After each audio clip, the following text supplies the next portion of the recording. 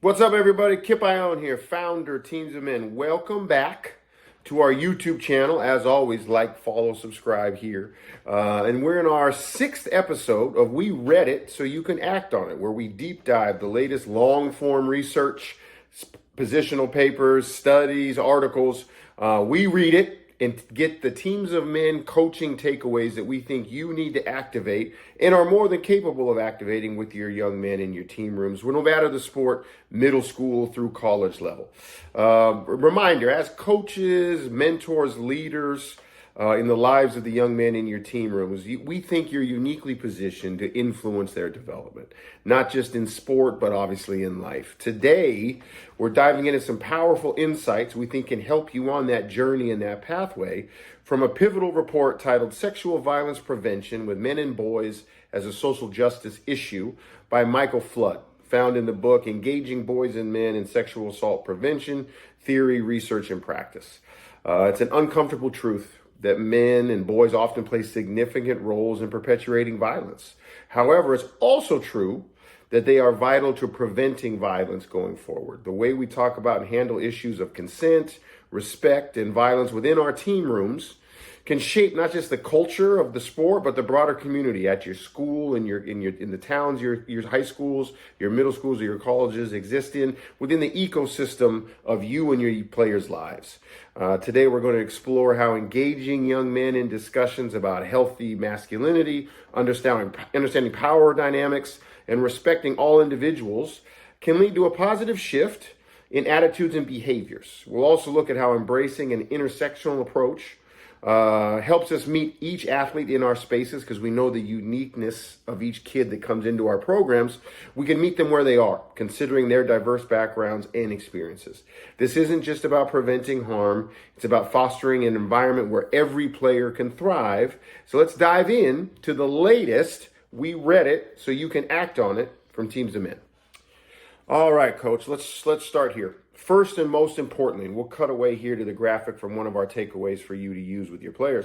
First and most importantly, efforts to prevent violence against women must address men, because largely it's men who perpetuate this violence.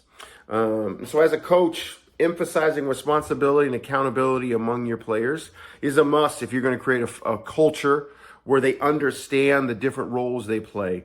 And this is what we do with Teams of Men, is we help you create discussion points and spaces for conversation about how their actions and attitudes can influence their peers positively. We want you to think about the framings here, Coach. I think we've discussed this before on some of our other YouTube series. We don't want you to only come into this with the framing of, hey, you love your mom. Hey, you love your sister. Hey, you love your girlfriend. Hey, you love these women in your lives. Obviously, we want that to be a truth. But I think we want to expand young men's ideas to the humanity of all women, regardless of their connection to us in terms of blood or intimate partner relationships. We want our young men to stand in, I believe in humanity. I have a responsibility to everyone, not just the people in my orbit. And then I also want us to frame this in terms of violence prevention, not just in terms of when we go out and we're in these situations with women or LGBTQ community, other protected groups, but in our space here in this team room. How are we fostering our environment to where we're not harming each other with our words and with our actions? And I think that's a launch point. And obviously this paper and this study reinforces the idea of what we want you to embrace with Teams of Men is, we know 9 out of 10 men won't commit harm, but 9 out of 10 of the harm that is committed is done by men. So what are we doing to that person in our circle? How are we either calling them up to better, or how are we standing up in the moment to prevent them from acting upon harmful ideas or beliefs? That's what Teams of Men does. That's what we think you can do with your platform. And that's what this article is reinforcing, is that we have to address men because we are at the heart of the issue, but we can also be the change for the better. Second takeaway, Coach, from the article we're using, and we read it so you can act on it today. We'll cut away to it here. Construction of masculinity. The social norms associated with manhood and the social organization of men's lives and relations play a crucial role in shaping violence against women. Coming back, what does that mean? That means in your team discussions and training sessions, whether that's post-practice, pre-practice, in the weight room, on the bus, in the film room, we want you to challenge harmful gender norms and stereotypes. We want you to take on the man box, which is stuff we specialize in. We want you to help your athletes, encourage your athletes to explore, reimagine manhood. What does it look like to embrace emotion? What does it look like to be in touch with who I truly am? What does it look like for us to engage as boys, as bros, as teammates in authenticity and not constantly trying to one-up each other in terms of accomplishment, sexual conquest, money, physical dominance? What does that look like here? And I think in the implications for those interactions apply on and off the field. Like, we can strive for scoreboard wins, but at the same time not sacrifice our humanity for some outdated, awful idea of all of us have to be the alpha. So if all of us the alpha are the alpha, none of us are. We need to find galvanizers. We need to find joiners. We need to find common ground in emotional agility. We need to find common ground and give a damn for others in general. And we can do that in this special environment that is a team room, and then take those skill sets, not just on the football or basketball playing surfaces, but out into our communities. Because so often we find, and the research supports this, and some of the actions we can do as Teams of Men business with you and your team is show, hey guys, sometimes men are making these choices. And it's not because we're inherently aggressive or we're inherently evil. It's because we're trying to prove to each other that we are firmly embedded in the man box. Like, hey, look at me. I'm such a man. This is how I act. This is what I say. This is what I ignore because the man box tells me to. But what if we blew up the man box and we didn't exist in it? How much of this violence could we prevent? And can we do it starting here in our team rooms?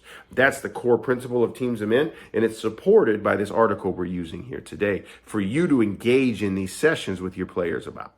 Last takeaway we think is vital for you from this work from Professor Flood.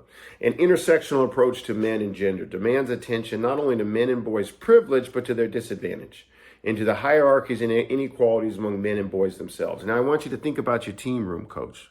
Is your team room a space that is free of the cliques, free of the bullying, free of the hazing that we know are inherently wrong?